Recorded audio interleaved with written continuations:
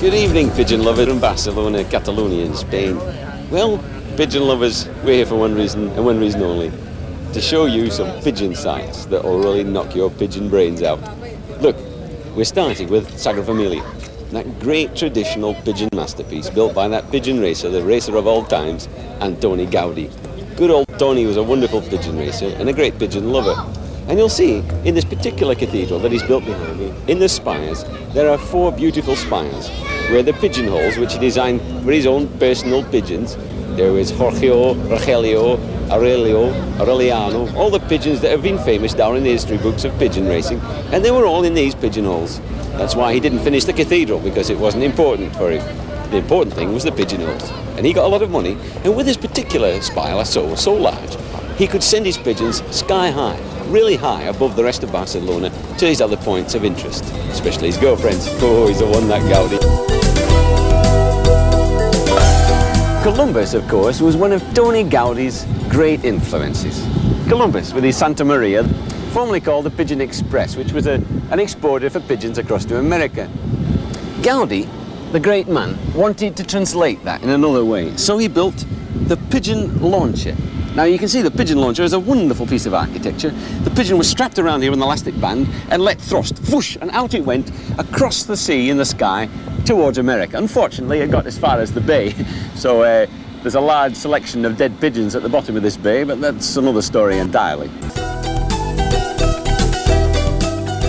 Now show them a 14th century gargoyle or an old statue of one of the great disciples and you'll find a pigeon happy. Yes, indeed, the Catholic cathedrals are wonderful in this European city of Barcelona for all kinds of pigeon exercises.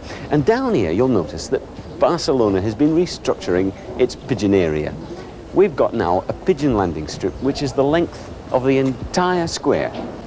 The landing strip is the same design exactly in miniature as the airport, but it's got design especially for pigeon landing. So there's large fluffy rocks for the pigeon's feet to land upon. And also at the far end, there's a large rubbery stamp, which is perfect because when they slide at the end, there's not a large rock face to go against the face. Just bounce back gently, softly, and then they go and sit up there to recover and pray to whoever they want to pray to.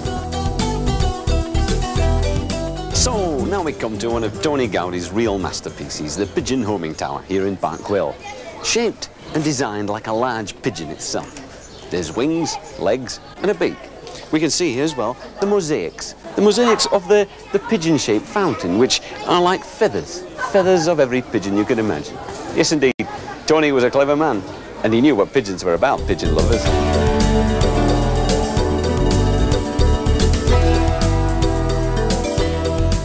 As a follow-up to the tradition of Gaudi-esque pigeon racing, here we are at the final structure, the fantastic new idea in post-Gaudi architecture. This, as you can see, is the perfect pigeon facade.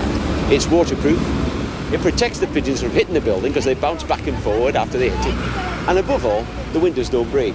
It's perfect, you see. So pigeons everywhere will be flocking to Barcelona for the Olympic Games, as we've now seen. So pigeon lovers, do drop by and see this exciting new pigeon facade in the world of pigeon racing. Bye-bye.